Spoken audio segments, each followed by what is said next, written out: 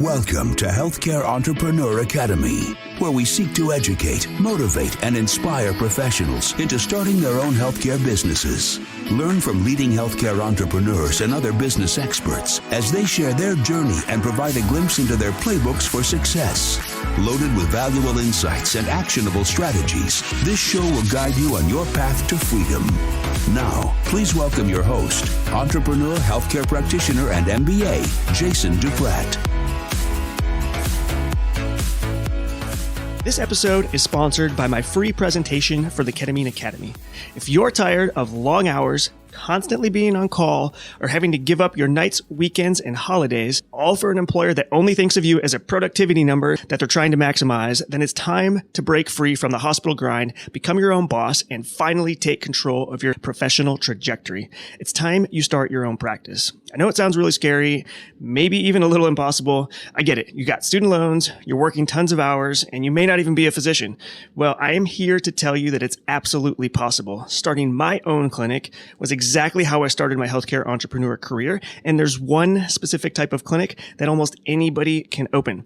Ketamine therapy is one of the most promising treatments in the fight against depression, PTSD, and chronic pain that we have ever seen. And thousands of patients across the country are looking for clinics in their area. The problem is that there aren't enough yet, and these patients need someone like you to open a ketamine practice in your hometown. Go to ketamineacademy.com/presentation for a no-cost 60-minute training on how to gain more freedom by opening up your own clinic. On the presentation, you'll discover why opening your own private clinic is a better decision than working more overtime or going back to school for another degree, why this one specific niche clinic is the easiest to open and doesn't require a bunch of cash to start, and how anyone can open this type of clinic, even if you're not a physician, by just following a few simple steps.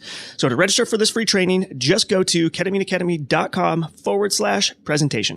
Hey everyone, and welcome back to the Healthcare Entrepreneur Academy podcast. I'm your host, Jason Duprat, and we are back here for another Tactical Tuesday. On these episodes, we talk a little bit about what's going on in our business, things that we're learning, things that we're implementing, any information we are picking up from other entrepreneurs, courses, podcasts, books, everything that we can put together to help you be more successful in your entrepreneurial journey. So on this podcast, I want to talk a little bit about switching your team to remote work, sort of what that looks like, and a little bit about the tools and procedures that you need to manage a remote team from home. We've been doing this for about 3 years now, working completely online for our business. And one really important thing is that you have to sort of shift your mindset as an online entrepreneur or somebody who's going to be conducting a lot of business or work online. You have to shift your mindset to an outcomes-driven mindset. And it's kind of hard when you're used to going into the office every day and working with the same people from whatever, 9 to 5 or 7 to 7, and going to an online working environment with your team is definitely going to be a bit different. And if you can be outcomes driven and you can accept the fact that you're going to be working in an asynchronous work environment and that that's okay, then you're going to be one step ahead of the game. Because when you're running your team remotely, the most important thing is that they are able to meet the outcome that you as the entrepreneur are setting for them. And they're meeting the expectations, they're meeting the goals, they're meeting the deadlines, and it doesn't really matter when they go to work. Not everybody who's working on your team remotely has to show up from 9 to 5 every day. And initially, it's going to feel really strange having people working remotely and maybe not during the same times, but once you get beyond that, you sort of get used to that, you're going to find that not only are your employees much happier because they can work whenever it's convenient for them, they don't have to, work at a set time every day.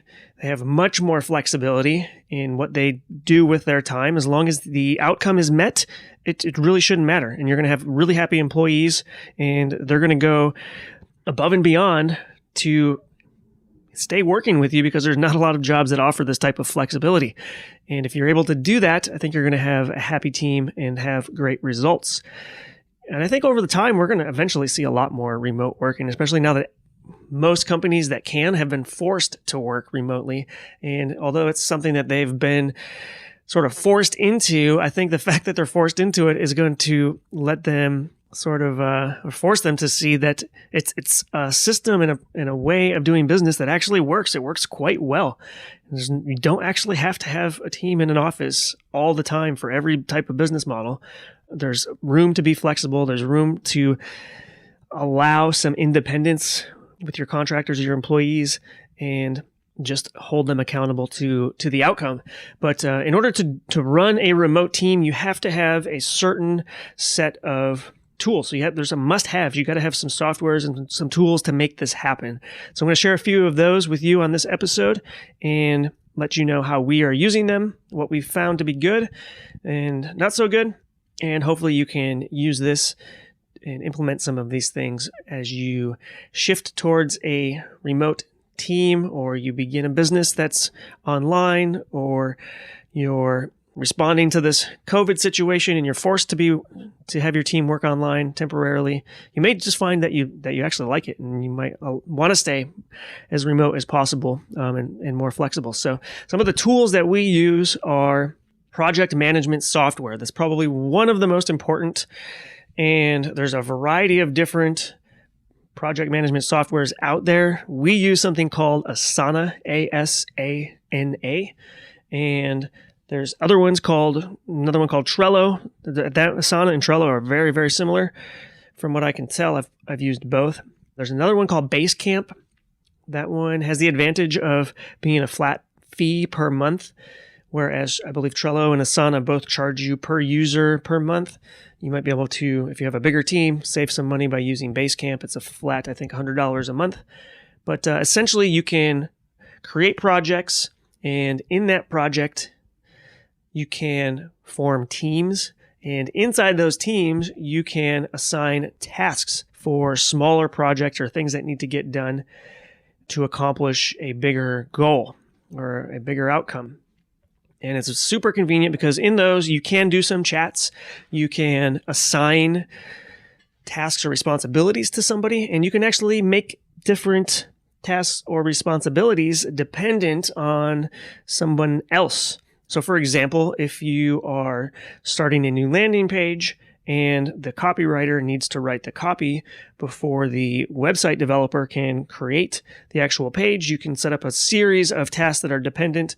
So say you need the copywriter to finish the copy first, then once that's finished, then that can trigger a new task for the web developer to begin web development. You can assign due dates. You can assign followers of tasks, and other individuals can check on the progress. You can make comments or suggestions on a specific task or responsibility. And that way the whole team can follow along on what's going on. That's what we use Asana for. There's some great displays options that you can use. There's the board display. There is sort of a timeline display.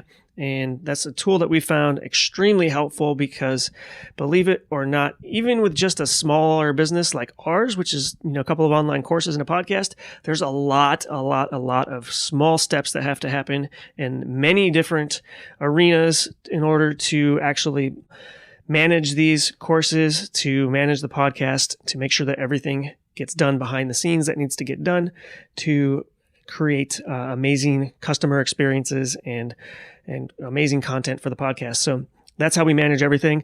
And again, Asana, Trello, and Basecamp, all three of those we've heard great things about. We use Asana just because that's what we've started with. We've gotten familiar with it and we've gotten fairly good at it. Now, when it comes to communication, we initially started, when we very first started, we started using just good old text messages and Facebook Messenger, which was a disaster because you can't track messages very well. It's harder to have team chats. You can't categorize your chats. And as you start to grow, I mean, that's fine if you're doing some really, really small project, but as things scale, you got multiple projects going on at the same time, you have to have a better way of communicating. And Slack is the app that we use, and it's incredibly popular. It's a little bit awkward when you're first using it because it creates threads, and sometimes you get notifications and it's a little bit hard to find the thread. But once you get the gist of looking at the threads for your notifications, it all comes together, and this is a phenomenal way to keep track of your messages. It's free up to, I think it stores like 10,000 messages that are at once. So you can go backwards up to 10,000 messages and go back and find things. If you want to go back further than 10,000 messages, then you have to pay a subscription, and that's per user per month. So depending on your needs, you might just find the free version to be enough. And then once you grow, you can upgrade to a version that supports going back further into a conversation to look things up, to have a reference. And you can literally just search all the conversations in a search box, and it makes it super easy to find things. You can favorite messages. You can tag them for later. It's very helpful. You can actually integrate a bunch of different apps, including Asana. So if you're in Slack and you're having a conversation and you asked, say, a team member to do something, you can literally just type / Asana create, and then it will create an Asana task right there inside Slack without having to open up a new application. So it has some pretty cool integrations, and that has been a game changer when it comes to communicating remotely with a team. When it comes to doing like video chats and video meetings, we have found that Zoom works great. That does cost money. Google Hangouts is free. It's very similar. Zoom does record your meetings for you. So if you need to go back and reference, that's great as well. We've taken advantage of having those recordings available. So Zoom, wonderful. And then Google Hangouts. Although Zoom has had some security issues, I guess, which hopefully they're fixed, but apparently some people are eavesdropping and joining conversations or meetings without authorization. But I think they've fixed that. That was something from a few weeks ago that I saw on the news. But for us, we haven't had any issues at all with Zoom, and we like the fact that it automatically records, and we like how user-friendly that is. Now, when it comes to like sharing documents, we use Google Docs, and super easy to use. You can create an organizational Google Suite, and it's $5 per user per month, but that gives you access to all the virtual cloud-based Google Doc applications and also the Google Drive with a specific amount of space included. And then if you need more, you just upgrade. So we've done really well with Google Documents. It's not terribly intuitive, so it takes a little bit of working with to get used to it and learning how to sharing the links, things like that. But once you get the hang of it, it all comes together very nicely. It's a great way to store and share documents, and it allows everybody on the team that you give access to work on the same document.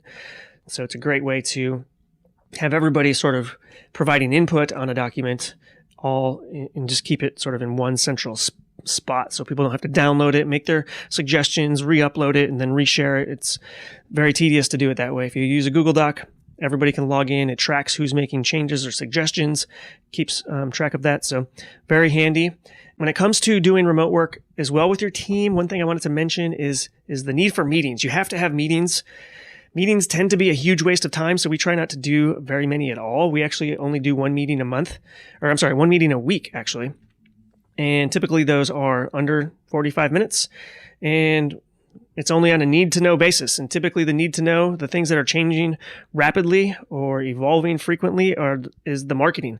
So we need to we're spending a lot of money on ads to the tune of $5,000 to $7,000 a month. So we need to make sure that we're tracking the ad data, the return on investment. And so it's very important that we're structuring our marketing meetings. That's something that we have to meet on because it's just very important.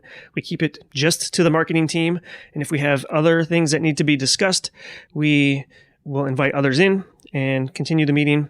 If need be, if we go outside the marketing realm, then we just continue on to our normal marketing meeting and then invite others in. And so the need for meetings is super important, but you obviously don't want to get carried away, because if if you've worked in corporate for any length of time, you know that meetings can be incredibly boring, incredibly tedious. Everybody has to put input. There's always that one person who doesn't shut up and doesn't listen to anybody's input, and it's super frustrating. So your meetings should have an agenda. They should be very organized. They should be very short and to the point. They shouldn't be wasting time. If you start to capture the hourly rate of all the people that's in the meeting room and how much time is wasted, it's phenomenal. So I would highly recommend that you try to avoid meetings if possible and keep the ones that you do have as short and productive as possible. And you'll get a lot more results from those meetings and a better ROI as far as your hourly salaries and hourly employee compensation goes. So those are our tips for being successful when it comes to running a team remotely. And hopefully you found some of those helpful. If you guys aren't in the Healthcare Entrepreneur Academy Facebook group, I'd love to invite you in there. Go to Facebook, go to the search bar, type in Healthcare Entrepreneur Academy, join the group. There's somewhere around 1,000 healthcare professionals in there. Many are aspiring entrepreneurs or entrepreneurs. Some are super successful entrepreneurs. Many of the podcast guests are on there. So join that group. Tag me if you have any questions, and don't be shy to interact. Post your business ideas, post your marketing ideas, post your product ideas, anything that you want to bounce ideas off of and network around. That's what that group is for. So don't be shy. You also get first sort of behind the scenes access to our interviews. We do all those live in that Facebook group. So another great resource. You get the live unedited version of all the interviews that we do on the podcast. And I hope you guys find that Facebook group helpful. I'd love to see you interacting in there, and definitely feel free to tag me if you have questions. That's it for this episode, guys, and we will see you on the next one. Have a great one. We hope you enjoyed this episode of the Healthcare Entrepreneur Academy. Want to connect with more like-minded healthcare entrepreneurs and professionals? Just head over to jasonduprat.com/group to join our Facebook family for real-time interactions, insight, and resources to get you one step closer to realizing your goal. We look forward to interacting with you, but until then, we'll catch you on the next episode of the Healthcare Entrepreneur Academy.